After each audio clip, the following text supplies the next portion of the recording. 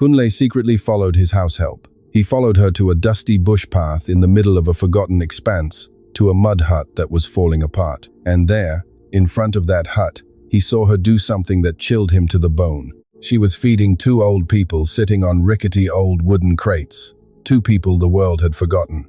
Two people he should have recognized immediately, but didn't. And when he finally understood who they were, what he felt wasn't sadness, it was terror. Because those two old people were going to destroy everything he believed about his own life, about his family, and about the people he trusted most. This story will hurt, but it will also remind you of something many of us prefer to forget. If you want to know who those two old people were, and why that man's life changed forever on a bush path in the middle of nowhere, stay until the end. Leave your city in the comments to let us know where you're listening from. Give us a like if the story captures you, and subscribe if you haven't already. Now, let's start from the beginning. Let's get to know Kunle Adeniyi. Kunle Adeniyi arrived in Lagos on a Tuesday morning. On a direct flight from London, he wore a dark grey suit, a watch that cost more than a house in the village where he was born, and a briefcase that weighed less than his conscience. Beside him, Chioma, his wife, stared out the taxi window with tight lips. She didn't like Nigeria. She never had. But Kunle needed to be there to close a construction deal that had been cooking for months with his partner, Emeka. And Chioma wasn't one to stay alone in London. They settled into a rented villa on the outskirts of Ikoyi, spacious, with air conditioning, tiled floors, and a patio overlooking a lagoon. Kunle chose it because it was functional, not because it was beautiful. He wasn't looking for beauty, he was looking for control. The first thing he did was hire someone for cleaning and cooking. Emeka gave him a contact. Her name is Chinwe, he said over the phone. She's quiet, diligent, and causes no trouble. Just what you need. Chinwe arrived the next day at 7 a.m. She knocked on the door with her knuckles, not the doorbell. Her hair was neatly tied back, she wore a clean apron, and her eyes were cast down. Kunle opened the door, gave her instructions without looking her in the face, and returned to his laptop. He didn't ask her where she was from. He didn't ask if she had family. He didn't ask her anything. For Kunle, Chinwe was just another function of the house, like the air conditioner or the cooker. Chioma was worse. From the first day, she spoke to her with that tone that isn't a shout, but cuts just as deep. Chinwe, the plates go on the other side. Chinwe, this shirt has a crease. Chinwe, if you can't manage this, tell me now. Chinwe didn't reply. She just nodded and kept working. There was a moment on the third day that Kunle overlooked, but destiny wouldn't forget. Chinwe was cleaning the living room when a framed photograph slipped from the mantelpiece. She caught it before it touched the floor. She held it for a moment, looking at it. It was an old photo, one Kunle had carried for years, without quite knowing why. A young man of 18 with a backpack on his shoulder, smiling in front of a mud-walled house. Kunle snatched the photo from her hands with a dry gesture. Don't touch what isn't yours. Chinwe lowered her gaze and returned to her duster without a word. That photo, that very same photo, would reappear, but in a place Kunle would never have imagined. The first week passed without surprises. Chinwe arrived early, cleaned, cooked, served, and left before dark. Kunle barely saw her. He was busy with blueprints, contracts, calls with Emeka. Chioma complained about the heat, the food, the dust that seeped through the windows. I don't know how people live here, she'd say every night as if expecting someone to take her away. But at the beginning of the second week, Kunle noticed something. It was almost by accident. He was in the kitchen looking for a glass of water when he saw Chinwe by the cooker, wrapping something in foil. It wasn't her food. It was the leftovers from lunch. Half a plate of jollof rice, a bit of stew, 3 or 4 pieces of pounded yam that had remained from midday. Chinwe put them into a plastic bag carefully, as if she were packing something valuable. Then she put the bag in her satchel, removed her apron, and walked towards the door. Kunle said nothing, but he kept thinking. The next day, the same thing, and the day after that. Always at the end of the day, always with the same bag, always with that discreet haste of someone who has someone waiting for her somewhere. It was Chioma who said it first. That woman is taking our food, Kunle. She's stealing from us right in front of our faces. She said it with her arms crossed, and that look, that allowed no argument. Fire her. Kunle thought about it for a moment. Any other employer would have. But Kunle wasn't just any employer. Kunle was a man who needed to know. Not out of compassion, not out of empathy, but for control. If someone stole from him, he wanted to know exactly how much, how, and where the stolen goods were going. That's how his mind worked. That's how he had built his company, controlling every screw, every invoice, every kobo. Not yet, he told Chioma. First, I want to know what she's doing. Chioma looked at him in annoyance. Why? She's a house help. She's taking food. End of story. Because no one makes a fool of me, Kunle replied. And if she's taking it, I want to know where. From that day, Kunle began to observe Chinwe more closely. Not like someone watching a person, but like someone monitoring a piece that doesn't fit. He noticed she always left at the exact same time, 4:15 p.m. He noticed she always carried the same plastic bag, sometimes with an old plastic container, sometimes just with pieces of yam wrapped in a cloth. He noticed that upon leaving through the door, Chinwe walked quickly, faster than when she arrived, as if something was pulling her. And one afternoon, when Chinwe left with her bag and crossed the street without looking back, Kunle took his car keys. He wasn't going to ask her, he wasn't going to confront her. He was going to follow her, because Kunle Adeniyi didn't ask questions. Kunle Adeniyi found out. Kunle followed her at a distance, 2 blocks behind, without speeding, without getting too close.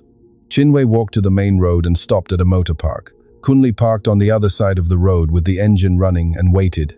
The bus arrived a few minutes later. One of those old, rickety ones, with the number painted by hand and the windows open because the air conditioning had long stopped working. Chinwe boarded without looking back. Kunle waited for the bus to pull away and followed it. They crossed Lagos from east to west. They passed through neighborhoods Kunle didn't know, through streets that grew narrower, dustier, with fewer sidewalks and more stray dogs. The bus dropped people at every corner. Chinwe didn't get off until the bus reached a junction where the tarred road ended and a bush path began, disappearing among the scattered trees. Chinwe got off. Kunle saw her from his car, about 100 meters away. She didn't look back. She started walking. Kunle hesitated, but something pushed him. Not curiosity, something deeper, something that didn't yet have a name. He parked the car and got out on foot. The sun hit his face like a slap. Kunle loosened his tie knot and began to walk along the same bush path as Chinwe. He saw her in the distance, a small figure with her plastic bag, moving without haste but without pause, like someone who walks that path every day, like someone who no longer needs to think to get there. After 20 minutes, a cluster of mud huts appeared.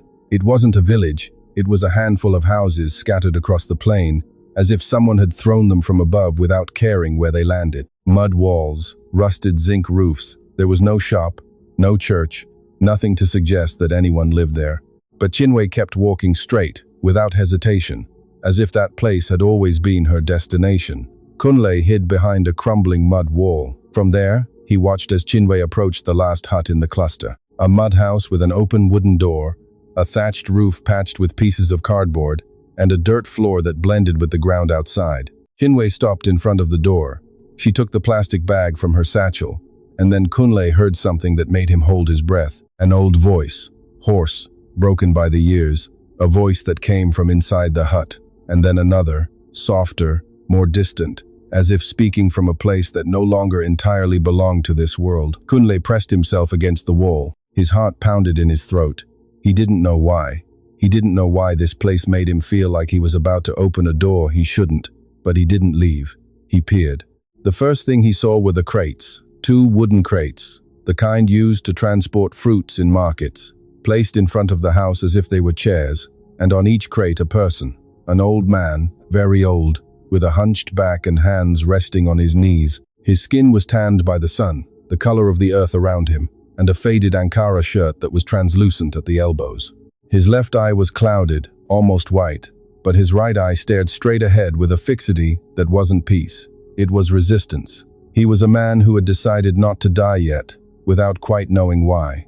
Beside him, on the other crate, a smaller, more fragile woman, with a gray wrapper covering her shoulders despite the heat.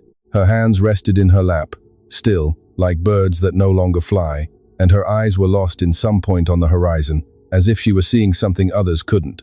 Occasionally, she moved her lips, mumbling something, a song or perhaps a name. Chinwe stood in front of them, her back to Kunle, unaware he was there, less than 15 meters away, pressed against that wall with a pounding heart. "I've arrived, Pa Chike," Chinwe said in a voice Kunle had never heard from her. Soft, tender, the voice of someone who cares. "How did you wake, Mama Ngozi?" The old woman looked up and smiled. A slow smile, like a child recognizing something familiar, without knowing exactly what. The old man didn't answer, he just nodded once, barely, as if it pained him to admit someone had come. Chinwe opened the bag, took out the plastic container with the stew, the pounded yam wrapped in cloth, a piece of puff-puff that Kunle didn't know where it came from. She served the old man first. She placed the plate in his hands carefully, like someone handing something sacred to someone who expects nothing more. The old man looked at the plate. He didn't say thank you, but began to eat slowly, with the dignity of someone who eats little but accepts no pity. Then, Chinwe approached the old woman, gently removed her wrapper, cleaned her face with a damp cloth she carried in her satchel, and tucked her hair behind her ears. The old woman let her do it, docile, as if this ritual was the only thing that gave shape to her days. Chinwe broke a piece of yam into small bits and fed it to her patiently, with a patience that isn't learned.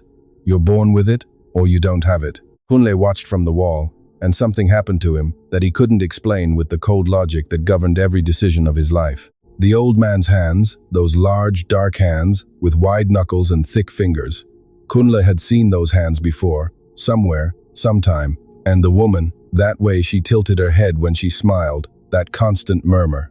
Kunle felt that if he closed his eyes, he could hear that same melody in some corner of his memory. But every time he tried to catch the memory, it slipped away like water between his fingers. He left without a sound. He walked back to his car with weak legs, started the engine, and drove home without turning on the radio, without calling anyone, without thinking of anything but those two faces sitting on their crates in front of a mud hut that was falling apart. That night, lying next to Chioma, who slept with her mouth slightly open and the air conditioning at full blast, Kunle couldn't close his eyes. Every time he tried, he saw the same thing, the old man's hands, the old woman's smile, and a feeling that pierced his chest like a rusty nail. He knew those people. He didn't know from where, he didn't know why, but he knew them. And something inside him, something that had been dormant for 20 years, began to stir. Kunle didn't go to the office the next day. He told Emeka he had a meeting with a supplier. He told Chioma he was going to inspect a piece of land. He didn't tell anyone the truth because he himself didn't know what he was doing. He drove to the junction where the tarred road ended. He parked his car in the same spot as the previous afternoon and walked along the bush path with the sun just rising behind the trees. The rural expanse at that hour doesn't burn, it whispers. And what it whispered to Kunle that morning was something he didn't want to hear. He arrived at the cluster of huts before 7 a.m. There was no one on the path, not a dog, not a sound, just the wind dragging dust between the huts. Chinwe wouldn't arrive until the afternoon. Kunle knew that, and that's why he was there at that hour. He wanted to see without being seen. He wanted to understand what it was that had stolen his sleep. He approached the mud hut from the side. The window was a hole in the wall with a broken pane that someone had patched with a piece of cardboard. Kunle peered in. The old man was asleep, lying on a rickety iron bed, with a mattress so thin that the springs were visible underneath. He had a blanket over him despite the heat, as if the cold he felt came from within, not from outside. His large hands rested on his chest. He breathed slowly with a soft wheeze that betrayed his years. The old woman was sitting on a plastic chair next to the bed. She wasn't sleeping. Her eyes were open, fixed on some point on the wall, and she moved her lips slowly, singing something without sound, a lullaby perhaps, or a prayer, or a mixture of the two. Kunle observed them, and again that knot. Again that feeling that something was pulling him towards that hut, like an invisible thread tied to a place he had forgotten. Then it happened. The old man moved on the bed, turned his body to one side, and as he did, something slipped from beneath the pillow, something small, flat, that fell to the dirt floor without a sound. An old photograph, folded in half, with yellowed edges and a damp stain in one corner. Kunle moved closer to the broken glass. He squinted. In the photo was a young man, 18, maybe 19 years old, dark-skinned, thin, with messy hair and a smile that had not yet known the weight of the world. He had a backpack on his shoulder and was standing in front of a mud-walled house, with a bare hill behind it and a clear sky that stretched as far as the eye could see. Kunle stopped breathing. He knew that photo. He knew that backpack. He knew that smile. He had seen it 1,000 times. He had it in his own living room in a frame on the mantelpiece. The same photo that Chinwe had picked up from the floor 3 days ago and that he had snatched from her hands. It was him. At 18, the day he left Umuofia, the air caught in his chest. He lifted his gaze from the photo to the face of the sleeping old man. He looked at him as if for the first time. The large hands, the wide knuckles, the scar on his chin, the one they always told him he got from barbed wire when he was 20, and he recognized him, Pachike Adeniyi, his father. Kunle stepped back. He looked at the old woman, the woman who sang without sound, who tilted her head when she smiled, who murmured names no one else could hear. Mama Ngozi, his mother. The 2 old people his house help cared for every afternoon with the leftovers from his own kitchen. They were his parents. The parents he left in Umuofia 23 years ago. The parents he promised to return for. The parents he stopped looking for, stopped calling, stopped remembering until they became an old photo on a mantelpiece that no one looked at anymore. And now they were here in this mud hut, without electricity, without water, without anything, sitting on crates, eating the leftovers brought to them by a woman he paid a meager salary. Kunle leaned against the outer wall of the hut. His legs wouldn't respond. The sun was already hitting his face, but he didn't feel it. He felt nothing, or he felt everything at the same time. What was worse, he stood there, leaning against the mud wall of his parents' hut, in a silence that weighed more heavily on him than any words. The loudest silence of his life. Umuofia, Enugu State, 23 years ago. The Adeniyi home was a mud house with a thatched roof and a dirt compound where Mama Ngozi hung clothes and Pachike kept his tools. It wasn't big, it wasn't beautiful, but it was theirs. And in that compound, Kunle had learned to walk, to count, to look at the sky, and to want to go far away. Because in Umuofia, there was nothing. No work, no clinic, no future, only sun, dust, and the certainty that if you stayed, you would die, just like everyone else. Poor, quiet, and forgotten. Kunle knew it from the age of 15, and Pachike knew it before him, because Pachike had already paid the price of staying. He paid it with Adaobi. Adaobi was the first daughter, born 3 years before Kunle. A small girl with an easy laugh who chased chickens and fell asleep in Mama Ngozi's arms as she sang to her. At 3 years old, she got a fever that wouldn't go down. Mama Ngozi put damp cloths on her. Pachike went to the next village for medicine, but there was no doctor in the village. The nearest doctor was in the city, and Pachike didn't have money for the transport. Adaobi died on a Tuesday night. Mama Ngozi was never the same, and Pachike carried that death on his shoulders like a stone he never removed. When Kunle turned 22 and said he wanted to go to Lagos, Pachike didn't stop him. He couldn't, because every time he looked at his son, he saw Adaobi's shadow and thought, not this one. This village won't kill this one. Go, he said one morning, with his back turned, pretending to sharpen a machete. His hands trembled. Go and don't look back. There's nothing for you here. Your sister died here because I didn't even have money for a doctor. I don't want you to live what I lived. Kunle left that same day, backpack on his shoulder, 22 years old, and a promise he made to his mother at the door of the house. I will come back for you. I will give you the life you deserve. Mama Ngozi hugged him so tightly that Kunle felt his mother's bones against his own. Pachike didn't approach. He stayed with his back turned, machete in hand, looking at the distant hill. But when Kunle was already on the bush path, Pachike turned and watched him leave until he disappeared into the distance. No one saw it, but it happened. The first few months in Lagos were tough. Kunle worked at whatever he could find, bricklaying, painting, carrying materials on construction sites. He slept in a shared room with 4 men who spoke languages he didn't understand. But every Friday, without fail, he went to the corner shop and sent money to Umuofia, and every Sunday he called. Pachike didn't answer the phone. He didn't like it. He said those gadgets were for city people, but Mama Ngozi did. And every Sunday, she told him the same thing, that the chickens were still laying, that the roof wasn't leaking since he sent money to fix it, that his father was well, even if he didn't say it. Then came the first big contract. A construction company hired him as a foreman, then as a supervisor. Then Kunle realized he could do the same on his own and opened his own company. The money started coming in for real, and with the money came Chioma. Chioma was the daughter of Nigerians who had emigrated to London 30 years ago and never returned. She grew up in London without speaking Igbo, without knowing her parents' village, without missing what she never had. For her, Nigeria was a distant memory. And when Kunle told her about Umuofia, about the mud house, about the dirt compound, she looked at him with the same face.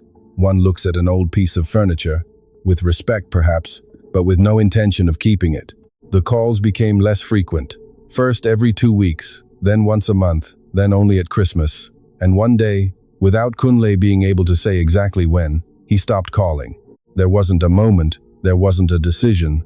There was a silence that grew like weeds, slowly, without anyone noticing, until it covered everything. When he realized, 5 years had already passed. 5 years without a call, 5 years without sending money, 5 years without asking if his parents were still alive. And the shame, which was small at first, grew so big that it no longer fit into a call, or a message, or a return flight. Kunle convinced himself that they were fine, that someone was taking care of them, that they didn't need him. He convinced himself because he needed to be convinced, because the alternative, admitting he had abandoned them, was a mirror he couldn't look into. And so, not 5, but 23 years passed. 23 years of silence. 23 years of a photo on the mantelpiece that no one looked at anymore. 23 years of a promise made at a mud door that the desert wind carried away without anyone claiming it. Until now. Until this morning, leaning against the mud wall of a house he didn't know, with the desert sun hitting his face and the weight of 23 years falling on him like a collapsing roof. Kunle Adeniyi had found his parents, but the question that burned his chest wasn't where they had been. It was where he had been. Kunle arrived home like a ghost. He sat on the edge of the bed without taking off his shoes, without loosening his tie, without moving. Chioma found him like that when she came out of the bathroom. "What's wrong with you?"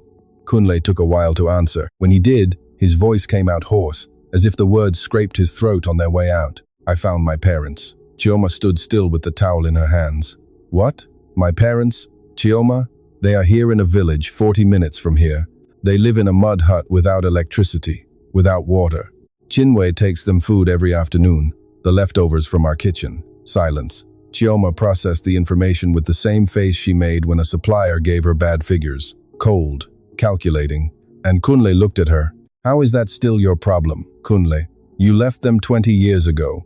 If it were so important, you would have returned sooner." She sat in front of the mirror and began to brush her hair as if the conversation was over. "They are my parents. And mine are still in my village," Chioma said without turning to look at him. "In a village just as poor as yours. And you know what? I didn't go back either. My parents didn't go back for theirs. That's how life is when you make it, Kunle. You leave behind what you have to leave." The phrase fell like a stone in still water. Kunle looked at her, and for the first time in 15 years of marriage, he saw Chioma clearly. She wasn't bad, she wasn't cruel, she was a mirror. She had grown up in a home where abandoning family was normal, where cutting roots was the price of progress, where looking back was for the weak. And Kunle had married her precisely for that reason, because Chioma would never ask him to return, would never remind him of what he left, would never ask about Pa Chike and Mama Ngozi. He chose her because she was comfortable, and now that comfort disgusted him. "I'm not leaving it like this," Kunle said. Chioma put down the brush, looked at him through the mirror. "Do what you want, but don't involve me in it." Kunle left the room and knew, although he didn't want to admit it yet, that he was alone in this, that the road back to that mud hut was a path he would have to walk without anyone beside him. The next day, he waited for Chinwe in the kitchen. She arrived at 7 a.m. as always, with her apron and her eyes down. But this time Kunle spoke to her differently. He didn't give her instructions, he offered her a chair. Chinwe looked at him with suspicion. In her experience, when an employer offers you a chair, what comes next isn't good. "Sit down, Chinwe. I need to ask you something." She sat on the edge of the chair with her hands in her lap, ready to get up at any moment. "The old people," Kunle said, "the ones you visit every afternoon. Who are they?" Chinwe didn't answer immediately. She looked at him intently, searching for the trick. "You followed me?" "Yes." Another silence. Chinwe lowered her gaze. When she raised it, her eyes were no longer those of an employee facing her employer. They were those of a woman protecting something. "I found them 2 years ago," she said, "at the market in Umuofia. A woman asked me to take food to some old people who were left alone in the bush. Nobody visits them," she told me. "Nobody cares for them." I went, thinking I would drop off the food and leave, but when I arrived, she paused. She looked at her hands. The house was falling apart. They had no electricity, no water. They were eating dry gari with salt. The man saw me arrive and told me he didn't need pity from anyone, that I should leave. But the woman, Chinwe swallowed. The woman took my hand and wouldn't let go. She looked at me with eyes I knew, the eyes of someone who had been waiting a long time for someone to arrive.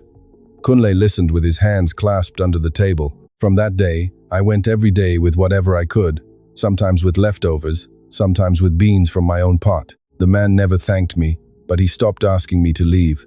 Sometimes I take Amara with me. In the cluster of huts, a woman lives, Mama Caro, a few houses away. She takes care of her while I'm with the old people.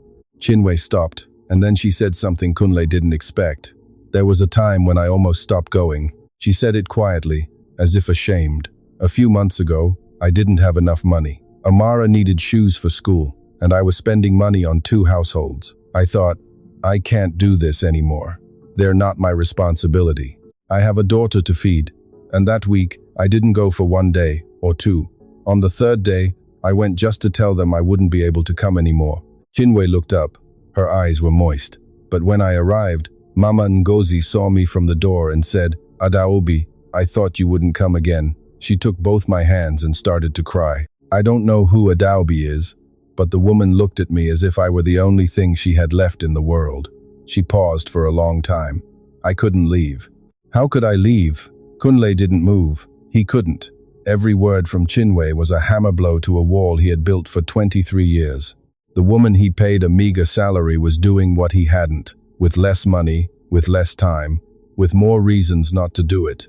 "Do you know anything about the son?" Kunle asked, his voice as steady as he could make it. Chinwe shook her head.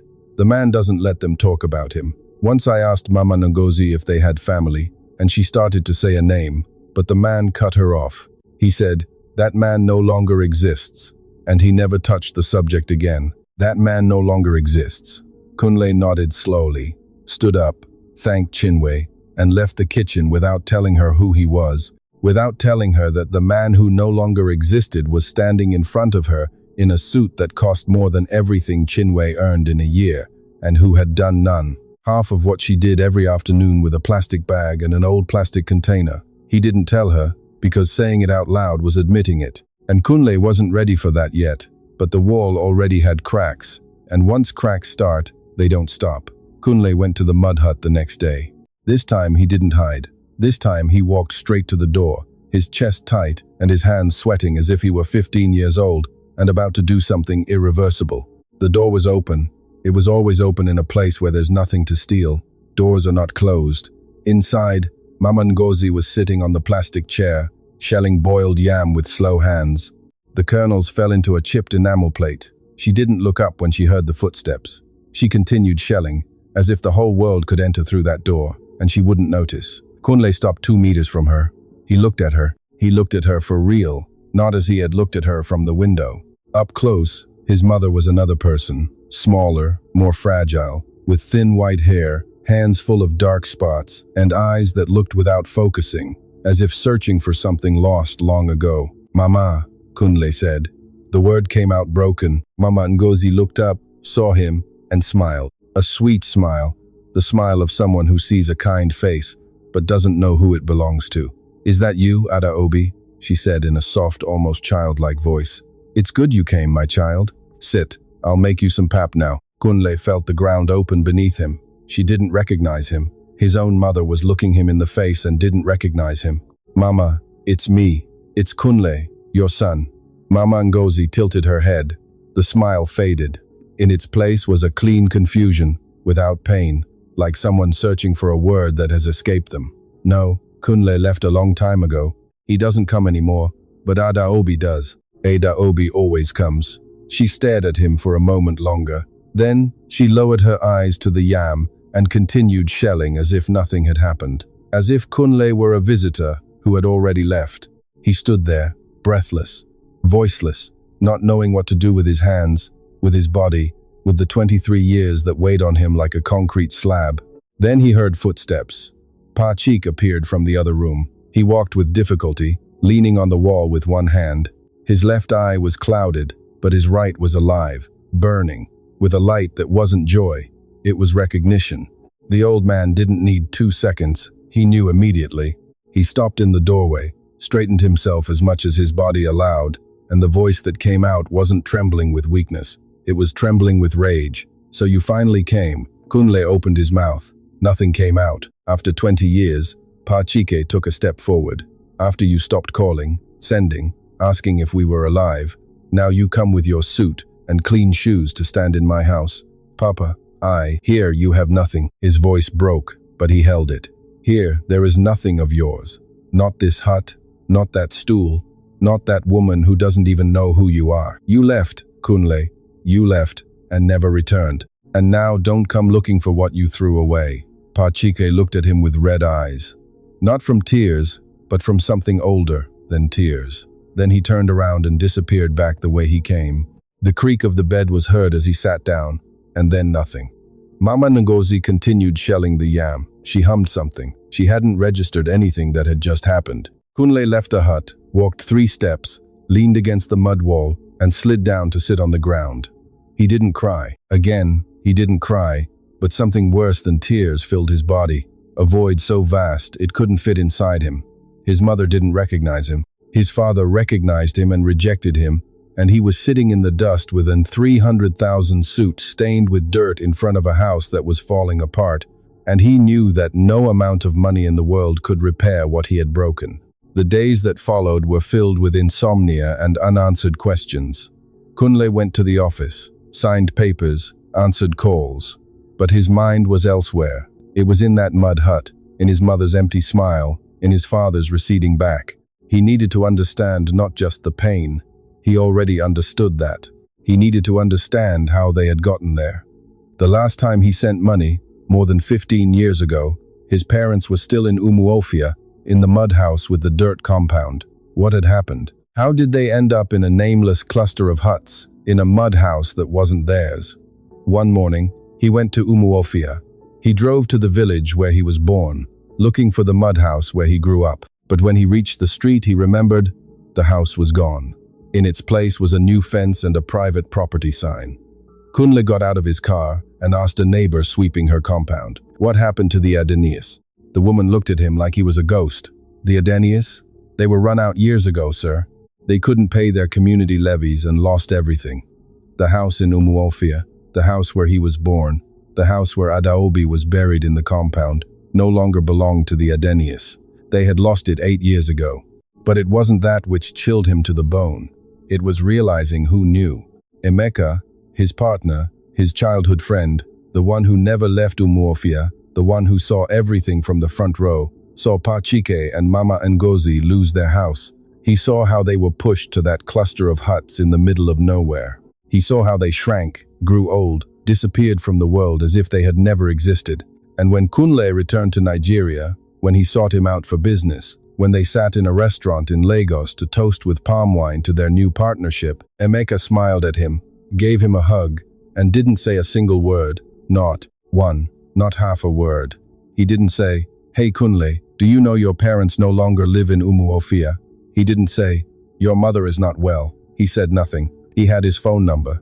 He had had it for 20 years. One call, 5 minutes. "Kunle, your parents are not well." That was all it would have taken, and he chose not to make it. Kunle stared at the empty desk in his office. Outside, Lagos kept moving as if nothing had happened.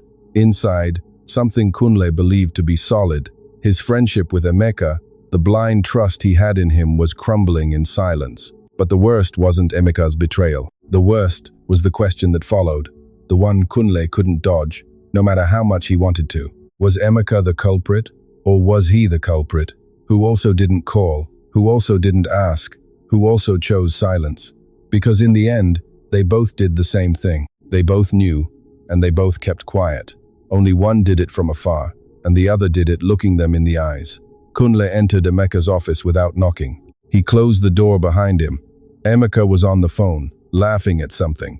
When he saw Kunle's face, he hung up. What's wrong? Kunle didn't sit down. He stood in front of the desk with his hands in his pockets so Emeka wouldn't see them trembling. Did you know my parents were living in a mud hut without electricity? Emeka didn't blink, but the second of silence before answering betrayed him. I knew things were bad for them, he said slowly. But it wasn't my business, Kunle. It wasn't your business? Kunle took his hands out of his pockets. You live in Umuofia. You saw them lose their house. You saw them go to the bush. You saw them disappear. And it wasn't your business? Emeka leaned back in his chair, crossed his arms, and then did what cowards do when cornered. Attack. And what would you have done, Kunle? The same thing you did for the last 20 years? Nothing. I had your number. Yes, but you also had theirs. How many times did you call? How many times did you ask how they were? Kunle clenched his jaw. I didn't call you because you didn't want to know, Emeka continued. And we both know it. Don't make me the villain of your story. You are the villain. I was just the one who kept quiet, just like you. The difference is that I saw them up close, and you forgot them from afar. But the silence was the same. Kunle wanted to answer, wanted to shout at him, wanted to tell him it wasn't the same, that he was far away, that life had swallowed him up. But he couldn't, because every word Emeka said was a truth. Kunle had already told himself during those sleepless nights. Only hearing it from someone else hurt more. We are no longer partners, Kunle said. Emeka shrugged. As you wish. Kunle left without closing the door and knew that he had just lost the last ally he had in Nigeria. He had no wife to support him, no parents to accept him, no friend. He had no one. That same night, without quite knowing why, he drove to the cluster of huts. He didn't enter. He parked his car far away and walked to the mud hut in the darkness. The moon was high and the bush looked silver, as if someone had sprinkled ash over the world. He approached the window. Inside, a burning candle. Pachik was sitting on the bed. Mama Ngozi was lying down with her eyes closed. The old man spoke to her. That boy came, old woman. Pachike's voice was different at night. It wasn't the harsh voice of the man who had chased him away. It was lower, more tired, the voice of a man speaking to the only person he has left. He came with his suit and his city shoes. But it's late now. It's too late. Mama Ngozi murmured something unintelligible. Maybe a name, maybe nothing. It's late now, Pa Chike repeated and kept looking at the candle as if he were talking to the fire. Kunle, on the other side of the wall, closed his eyes. The phrase entered his ears and pierced his chest like wire. It's too late. His own father, the man who pushed him to leave, the man who told him, go and don't look back. Now he said it was too late, that there was no more time. That what was broken was broken. He moved away from the window without a sound, walked back to his car, got in, and stayed there with the engine off, staring at nothing. The bush at night is an honest place. There's nothing to disguise it. There's no noise to cover the silence.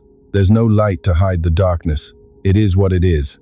And that night, sitting in his car with his hands on the steering wheel and his eyes fixed on the bush path, Kunle was also what he was. A man who had destroyed the most important part of his life and didn't know if he could rebuild it. He thought about London, about his office, overlooking the city center, about his contracts, his clients, his bank account.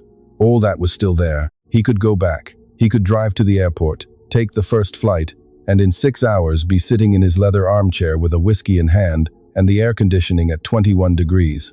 He could forget again. He had done it before. 23 years of practice. It was easier, much easier. He was about to start the engine when someone tapped on the window. Kunle jumped, turned. On the other side of the window, a round face looked at him with curiosity. Amara, Chinwe's daughter, was in her nightdress with oversized flip-flops and messy hair. Kunle lowered the window.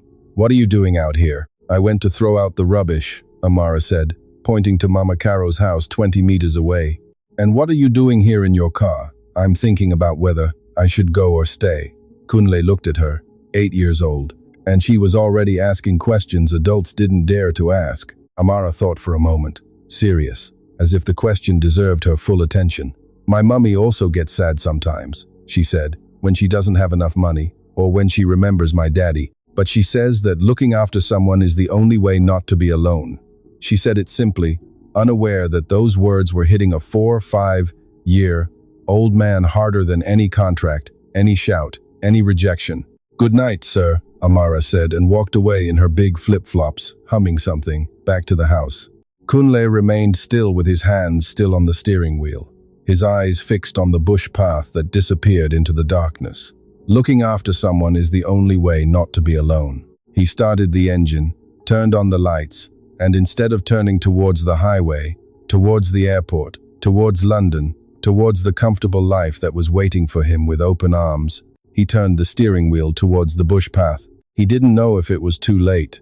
He didn't know if his father was right, but he knew that leaving again was to die in life, and he had already been dead for 23 years. He found her the next day at 4:10 p.m., leaving the house with her satchel and her plastic bag.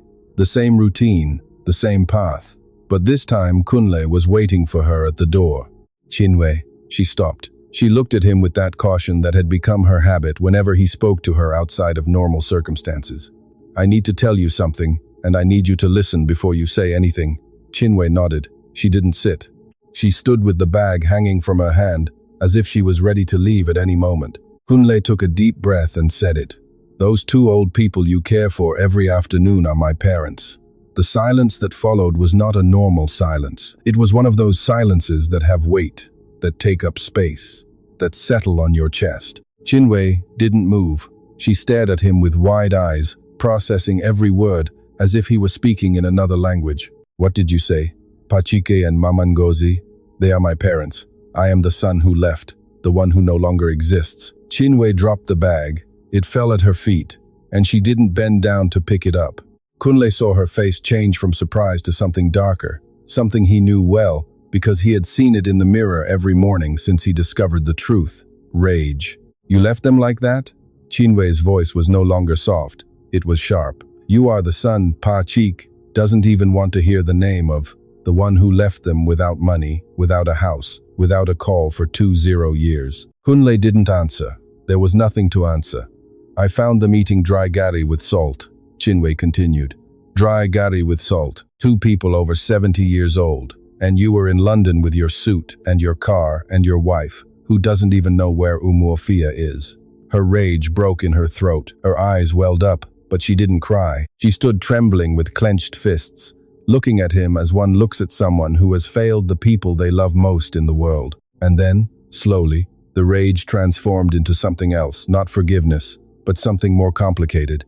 "Mama Ngozi calls me Adaobi," Chinwe said in a low voice. "Every time I arrive, she says, 'Adaobi, it's good you came.' I never understood why." She paused. "Now I understand." Another silence, this one longer, sadder. "And now what do you want to do?" Chinwe asked. "I want to try. I want to be there. I want to." Kunle didn't finish the sentence. He didn't know how to finish it. Chinwe looked at him for a long time. She was measuring him. Not his money, not his position. She was measuring him, what was left of him. "I will help you," she said at last, "but with one condition." Kunle looked at her.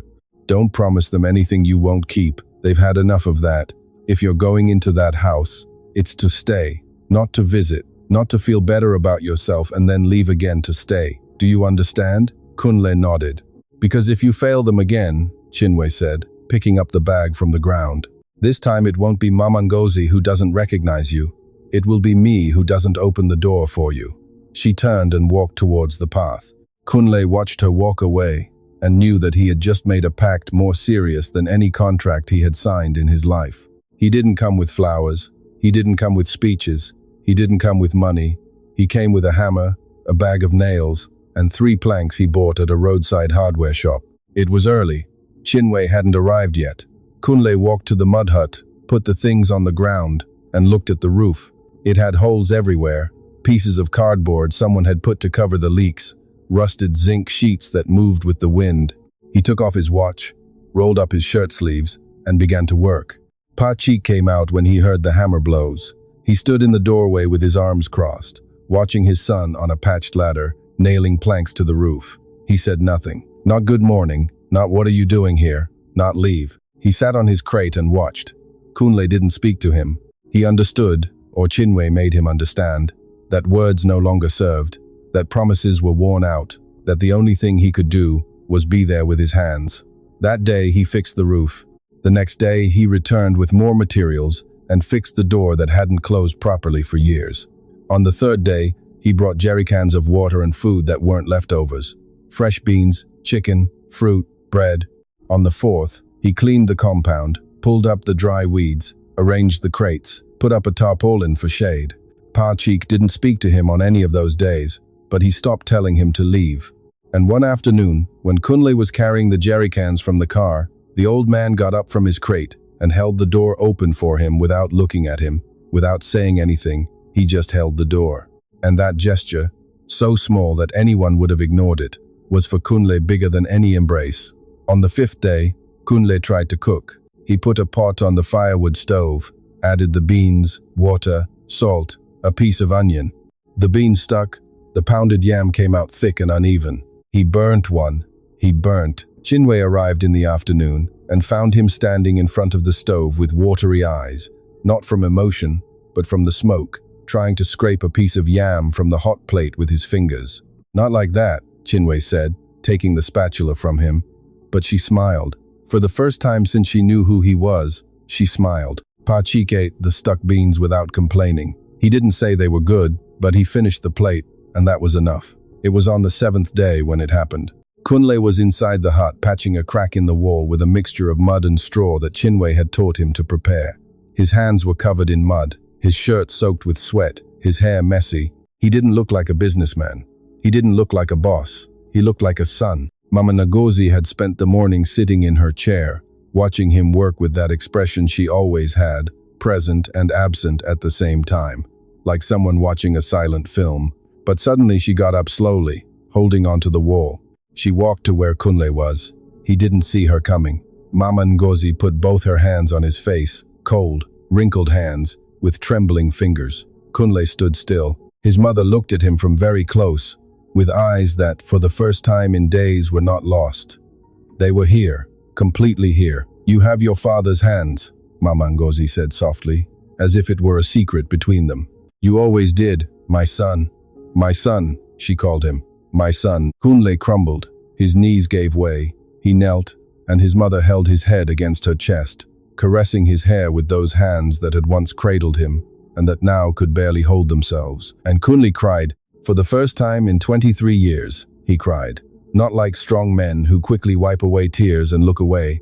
He cried like sons who return late, with their whole body, with all the air, with everything they had held inside for years, and that could no longer fit. Pa Cheek, from his crate, saw everything. He didn't get up, he didn't approach, but he turned his head towards the wall so no one could see his face, and with his free hand, he wiped something from his eye, quickly, as if nothing had happened. But it happened. The call came on a Thursday night. Kunle was in the mud hut, sitting on the floor, sanding a plank he was going to use to reinforce the window. His hands were rough, his fingernails black with mud, and the shirt that was once white was now the color of the bush. When he saw the name on the screen, he knew what was coming. Kunle. Chioma's voice was firm, not angry, just firm. The voice of someone who had already made a decision and was just calling to inform, "This is your last chance. Are we leaving, or am I leaving alone?" Kunle didn't answer immediately. He stood up, walked to the door. Outside, the sun was setting behind the trees, and the sky had that orange color that only exists in the Nigerian bush, as if someone had set fire to the horizon. Chinwe was coming along the bush path with Amara by the hand. The girl was carrying a drawing she had made at school and waving it in the air to dry. Pa Cheek was sitting on his crate as always, looking at the plain with his good eye. And Mama Ngozi was beside him with her wrapper on her shoulders, humming that song no one else but her knew. "I didn't stay in this country to end up in a village without tarred roads," Chioma said. "I have a life in London, Kunle, a life we built together. If you want to throw it away for a guilt you should have resolved 20 years ago, that's your problem, but I'm not going to stay and watch it." Kunle closed his eyes, breathed the dry bush air, and answered, "Go, Chioma. I already left once. I'm not going to do it again." Silence on the other end, long, heavy. Then Chioma's voice, lower. "Is that all?" "That's all." Chioma hung up. There were no shouts, no slamming doors. Kunle Adeni's marriage ended with a click and 3 seconds of digital silence. 15 years of shared life, of dinners, of trips, of a house in a London suburb with a perfectly manicured lawn. It all ended in a 2-minute call. Kunle took off his wedding ring. He looked at it for a moment, not with anger, but with a clean sadness, like someone letting go of something that no longer belongs to them. He put it in his trouser pocket. Maybe he would throw it away later, maybe not. It didn't matter. The company in London was still running. Kunle managed it by phone, delegating what he could, letting go of what he couldn't. He no longer cared about being the one who controlled every screw. He had enough money to live and to fix that mud hut. The rest could wait. What mattered was that for the first time in 23 years, Kunle Adeniyi was exactly where he needed to be, and he wasn't going to move. Weeks passed, not months, weeks, because this isn't a story where everything is fixed with time.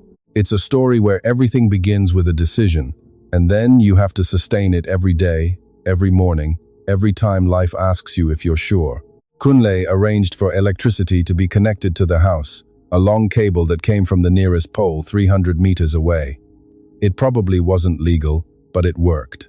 He brought a water tank that he filled every 3 days with his car. He bought a new mattress for Pa Chik's bed and another for Mama Ngozi, who until then had been sleeping on a mat on the floor. Pa Chik didn't thank him, didn't hug him, didn't call him son, but he no longer told him to leave. And one morning, when Kunle arrived carrying materials to build an extra room, the old man got up from his crate, walked to the car, and began to unload planks without anyone asking him. They said nothing to each other. They worked together all morning in silence, shoulder to shoulder. And that silence was more eloquent than any forgiveness spoken with words.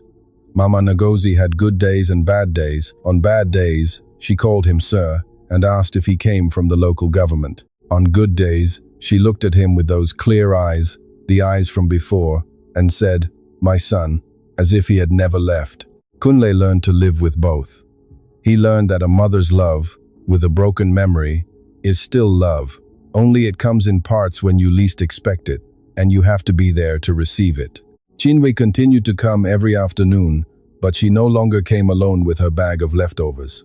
Now she arrived with Amara, who ran around the compound chasing lizards, and with food that she and Kunle cooked together on the firewood stove. Kunle never learned to make proper pounded yam, but he learned to make jollof rice without it sticking, and that, according to Chinwe, was already a miracle. One afternoon, without anyone planning it, they all sat down to eat together. Kunle placed some planks over 2 crates in front of the house. It wasn't a table. It was an idea of a table. Chinwe brought the plates. Amara arranged the serviettes, pieces of paper she folded as if they were cloth. Pa Chike sat down without being invited. Mama Ngozi sat beside him with her wrapper on despite the heat, murmuring something that could be a prayer or a lullaby. Jollof rice, egusi soup, pounded yam chinwes, not Kunle's lemonade in plastic cups. The sun was setting, and the sky burned orange and red, as if the bush were bidding farewell to the day with all it had. Amara recounted that at school, they had asked her what she wanted to be when she grew up, and she said a doctor, to cure old people, she explained with her mouth full of rice. Chinwe scolded her for talking with her mouth full. Pa Chik said nothing, but the corner of his mouth twitched. Barely, almost nothing. Something that in another man would have been a smile, and that in Pa Chik Adeniyi was a revolution. Mama Ngozi looked at everyone with bright eyes. It wasn't clear if she knew exactly who each one was, but she smiled. She smiled with the peace of someone surrounded by voices, and that was enough. When they finished eating, Kunle began to clear the plates. Pa Chike remained seated, looking at the horizon as he always did. But when Kunle passed by him, the old man raised his hand and touched his arm. Just that. A brief, clumsy touch, as if the hand didn't quite know how to do it after so many years. Kunle stopped. Pa Chike didn't look at him. He continued watching the horizon, but he didn't release his arm. He held it for 2-3 seconds, and then he let go and said in the lowest voice Kunle had ever heard from him, "Tomorrow, we need to fix the fence." "Tomorrow," he said. "Tomorrow. Not it's too late, but tomorrow." And that word in Pa Chik Adeniyi's mouth was worth more than any forgiveness. And Kunle, sitting on a fruit crate with a plate of beans in his hands, looked at that improvised table in the middle of the bush and understood something that 20 years of business, contracts, and bank accounts had not taught him, that the most important table in your life is not the one with a tablecloth. It's the one with the right people sitting around it. It wasn't a perfect ending. Pa Chike hadn't hugged him, maybe he never would. Mama Ngozi didn't always know who he was. Maybe she never would, completely. But no one at that table was alone. And that, after 23 years of silence, was enough. Sometimes life doesn't give you a complete second chance. It gives you a piece, a fragment, a table of planks in the dust, with jollof rice and lemonade. And it's up to you whether you take it or let it go. Kunle took it. Late, yes. Imperfect, yes. But he took it. And you, if you had the chance to go back, would you return, or would you leave again? Leave it in the comments, because this story doesn't have an easy answer, and perhaps the answer depends on who is listening. If this story touched your heart, give us a like, subscribe to the channel, and share this video with someone who needs to hear it, because sometimes a video reaches the right person at the right time. And remember, no matter how far you've gone, what matters is if you still have the courage to return.